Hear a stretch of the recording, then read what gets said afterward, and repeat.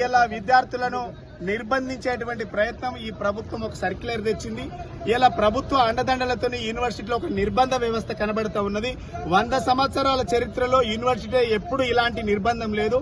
అంత పెద్ద ఉద్యమం జరిగినప్పుడు స్వతంత్ర ఉద్యమమైనా వందే మాతరం ఉద్యమైనా తెలంగాణ మలిదశ ఉద్యమ సందర్భంలో కూడా ఇలాంటి నిర్బంధ కాండం ఈ యూనివర్సిటీలో లేదు. ఇది రాష్ట్ర ముఖ్యమంత్రి 6 గ్యారంటీలు సోనియమ్మ ఇస్తే 7వ గ్యారంటీ కింద ఈ తెలంగాణ ప్రజలకు మేము ఇలా ప్రజాస్వామ్యం కల్పిస్తామని చెప్పిండు. కానీ యూనివర్సిటీలో ఇలా ప్రజాస్వామ్యం లేదు. ప్రజాస్వామ్యం కూని అయిపోయింది. విద్యార్థులకు దక్కాల్సినటువంటి ప్రాథమిక హక్కులను కాలరాస్తా ఉన్నారు. భావస్వేచ్ఛ ప్రకటనను కాలరాస్తా ఉన్నారు. ఇది మేము తీవ్రంగా ఖండిస్తా ఉన్నాం. విద్యార్థులు అడిగేటువంటి వాటి న్యాయమైన డిమాండ్స్, మాకు నల్లలలో నీళ్లు టైంకి రావట్లేదు, స్నానాలకు నీళ్లు లేవు, వాటర్ ట్యాంకుల నీళ్లు లేవు, తాగడానికి నీళ్లు లేవు, ఇలా బాత్రూంలలో నీళ్లు లేవు, మేము తింటా ఉంటే పురుగులు వస్తా ఉన్నాయి, ఫీజు రియంబర్స్మెంట్ సరైన టైంలో రావట్లేదు.